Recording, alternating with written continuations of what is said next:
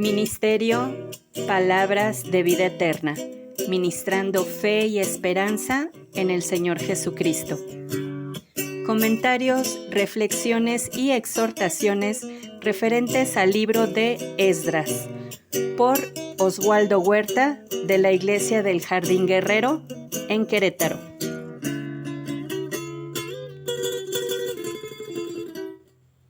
Buenos días. Nuevamente nos encontramos aquí para compartir acerca de este libro de Esdras. Y después de haber visto cómo Dios hizo lo necesario pues para que el pueblo quisiera y deseara restaurar su casa, pues vemos ahora en el comienzo del capítulo 4 que empiezan los problemas con esta nueva edificación. Dice ahí en el primer versículo de este capítulo, dice: y oyendo los enemigos de Judá y de Benjamín que los venidos de la cautividad edificaban el templo de Jehová Dios de Israel, llegáronse a Zorobabel y a los cabezas de los padres y dijéronles: edificaremos con vosotros, porque como vosotros buscaremos a vuestro Dios, y a él sacrificamos desde los días de Esar-Adón, rey de Asiria, que nos hizo subir aquí. Al principio, si uno lo lee y no presta mucha atención a esa parte donde dice que son los enemigos, pues pareciera que más bien quieren ayudar, ¿no? Que quieren construir junto con ellos esta gran obra. Pero la verdad es que no quieren construir, quieren de alguna manera evitar que sea construido, quieren importunar para que esta obra no suceda. Pero dice ahí que les contesta Zorobabel y Jesúa: no nos conviene edificar con vosotros casa a nuestro Dios, sino que nosotros solos la edificaremos a Jehová Dios de Israel, como nos mandó el rey Ciro de Persia. Y eso fue lo que hicieron, eso fue lo que ellos decidieron. Dejaron a un lado esta supuesta ayuda y comenzaron pues a hacer la obra, pero estos hombres estaban ahí, delante de ellos. Dice que les debilitaban, dice que además hicieron algunas otras cosas porque no querían pues que esta obra fuera concluida. Y dice que en el reinado de Asuero escribieron una carta llena de acusaciones para que esta obra se detuviera. Y es muy interesante lo que escriben en esta carta. Yo quiero leerte algo que dice ahí en el versículo 12. Sea notorio al rey que los judíos que subieron de ti a nosotros vinieron a Jerusalén y edifican la ciudad rebelde y mala, y han erigido los muros y compuesto los fundamentos. Es algo interesante la manera en que se refieren a esta ciudad, la ciudad rebelde y mala. Y uno pudiera pensar, pues, ¿por qué dicen esto? Pero si consideramos por qué es que están ahí, nos daríamos cuenta que realmente los adjetivos que están utilizando son correctos. Esta fue una ciudad rebelde, ¿sí? Porque se rebeló a su Dios, porque no quisieron seguir la voluntad de Él, y mala, obviamente. Si era pues cierto lo que estaban siendo acusados, si era verdad, era una ciudad así, era una ciudad que pues era problemática. Dice en el versículo 15, dice que buscara pues en el libro de las historias, y que ahí iba a hallar que esa ciudad es rebelde y perjudicial a los reyes, y que de tiempo antiguo, dice, forman en medio de ella rebeliones. Le dicen al rey: búscalo y te darás cuenta que no te estamos engañando. Esa es la verdad. Este es el pueblo que está ahora construyendo nuevamente su templo. Así son ellos, y lo puedes ver en las historias que están escritas. Y en el versículo 19 dice que el rey pues dio ese mandato de buscar. Dice: por mí fue dado mandamiento, y buscaron y hallaron que aquella ciudad de tiempo antiguo se levanta contra los reyes y se rebela, y se forma en ella sedición. Es interesante, ¿sabes? Las acusaciones de ellos para evitar pues que siguiera la construcción del templo, de la ciudad en sí, pues eran verdad. No estaban engañando al rey. Realmente este pueblo así era un pueblo rebelde. Es la causa por la que están en esta situación, por ser un pueblo rebelde. Sabes, muchas veces escuchamos de acusaciones que se hacen en las iglesias, que se hacen entre hermanos, y muchas veces pareciera que son acusaciones que no deberían de existir en las iglesias, que no deberían de pasar, pero lamentablemente pasan. Lamentablemente son acusaciones reales. No están mintiendo para hacer la acusación. Es una acusación que debe de ser considerada. Y así es como pasó con este rey, que cuando él pone a buscar si es cierto lo que le están diciendo, pues descubre que sí, así es. Y cuando él descubre que esto es así, dice en el versículo 21, dad orden que cesen aquellos hombres y no sea esa ciudad edificada hasta que por mí sea dado mandamiento. Y obviamente estos hombres, que era lo que ellos querían, fue la razón por la que mandaron esta carta al rey, pues lo que quieren es que esta obra se detenga. Y con esto, pues ellos han ganado, han logrado el propósito. Y sabes, así como estos hombres, hay muchos hombres que quieren detener la obra de Dios. Hombres que a veces piensa uno que son amigos tuyos, que dicen como estos, déjame ayudarte a construir, pero en realidad no quieren construir. En realidad no están pensando en lo mismo. En realidad son tus enemigos. No quieren que la obra de Dios sea hecha en tu vida. Cuando uno empieza a seguir los caminos de Dios, empieza a tener muchos enemigos, muchos disfrazados de amigos, que nos quieren advertir del camino en el que nos estamos metiendo, que nos quieren de alguna manera disuadir de lo que estamos haciendo. Y si no pueden hacerlo por las buenas, pues buscan otras maneras. Esto es parte del plan de Satanás. Esto es parte de lo que él desea para que nosotros no construyamos esa relación con Dios. Y estos hombres a veces logran su cometido, como en este caso.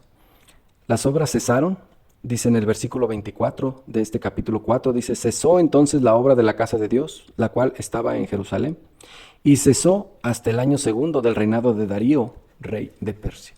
Durante todo este tiempo, ellos tuvieron que parar, porque estos hombres imposibilitaron a ellos el que siguiera la obra. ¿Cuánto tiempo pasó aquí? No lo sé. No está para mí claro el tiempo que pasa, pero sí sé que no es poco. Y aún así uno podría pensar que estos hombres pues se desanimaron y dijeron, pues ya esta obra no va a ser, no lo logramos. Pero en el siguiente capítulo dice que el profeta Ageo y Zacarías, dice que ellos comenzaron nuevamente a incitarles a que volvieran pues a la edificación de la casa de Dios. Y que además ellos, los profetas, estaban ahí ayudándole. En ese tiempo, obviamente, vuelven los problemas, vuelven otra vez los que no quieren que la obra se concluya, y dice que vino a ellos un capitán de la parte del río, Tatnai, dice que fue, y dice que él preguntó, ¿quién os dio mandamiento para edificar esta casa y restablecer estos muros? ¿Quién fue pues el que los ha mandado? ¿Sabes?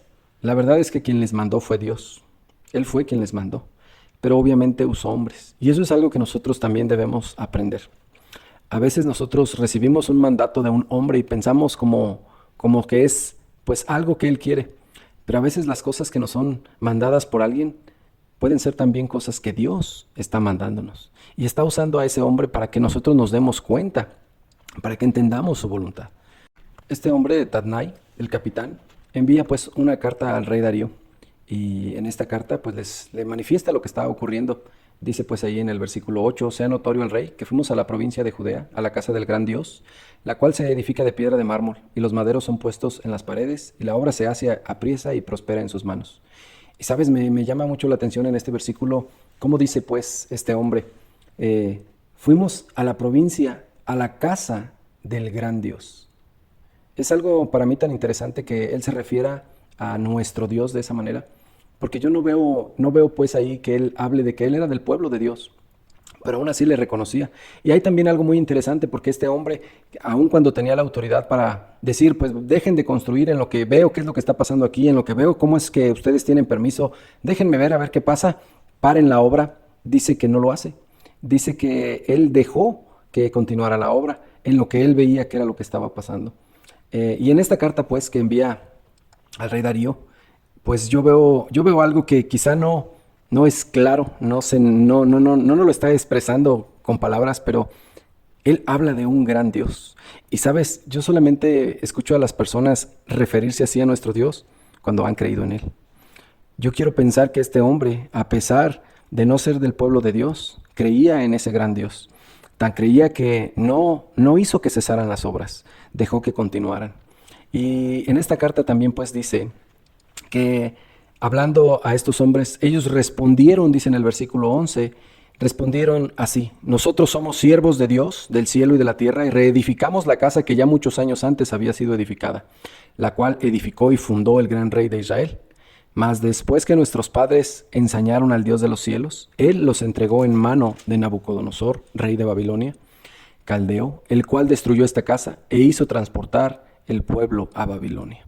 Veo también aquí, dice que estos hombres, pues así fue como le contestaron, y yo veo cómo ellos se dan cuenta, cómo ellos pueden percibir que no es que ese gran rey Nabucodonosor tenía el poder y la potestad de hacer lo que hizo, sino que dice que el Dios de los cielos los entregó a él. Él pues fue el que permitió que Nabucodonosor pudiera hacer lo que hizo. Y luego dice en el capítulo 13, pero el primer año de Ciro, rey de Babilonia, el mismo rey Ciro dio mandamiento para que esta casa de Dios fuese edificada. Yo veo de veras el poder de Dios en cada uno de estos versículos. Mientras que por un lado usa a un rey para destruirlos, por un lado usa a un rey para transportarlos a Babilonia, después usa al otro para restituirlos, para regresarlos, para volver a hacer lo que Él quiere, porque todo lo que Él desea está a su alcance. Todo lo que Dios quiere se hace. Dice además, pues ahí en esta carta, en el versículo 17, dice, y ahora si el rey parece bien, búsquese en la casa de los tesoros del rey, que está allí en Babilonia. Si es así que por el rey Ciro había sido dado mandamiento para edificar esta casa de Dios en Jerusalén, y envíenos a decir la voluntad del rey sobre esto. Los hombres pues están diciendo, ve, revisa que en realidad esta carta que estamos diciéndote que fue dada por Ciro, pues es verdad. Y en el capítulo 6 el rey Darío manda que sea buscada esta carta. Es encontrada en Achmeta y dice pues que en el versículo 3 dice, en el año primero del rey Ciro, el mismo rey Ciro dio mandamiento acerca de la casa de Dios que estaba en Jerusalén, que fuese la casa edificada para el lugar en que sacrifiquen sacrificios y que sus paredes fuesen cubiertas, su altura de 60 codos y de 60 codos su anchura. Pues ahí se ve que realmente esta carta de la que estaban hablando pues está escrita como ya lo sabíamos nosotros, y el rey Darío pues lo ve y dice, es cierto. Entonces pues dice que él permite que esto sea prosperado, ¿no? Que él vuelve a dar ese permiso, su anuencia para que continúe. Dice pues en el versículo 6, ahora pues Tadnai, jefe del lado allá del río, Cezar, Boznai y sus compañeros, los afarsacheos que estáis a la otra parte del río, apartaos de ahí, dejad la obra de la casa de este Dios al principal de los judíos y a sus ancianos, para que edifiquen la casa de este Dios en su lugar. Él está dando pues la libertad para que continúe la obra. Dice además que él da un mandamiento para que estos ancianos, estos judíos que están edificando, reciban pues de la hacienda del rey, que tengan tributo para los gastos.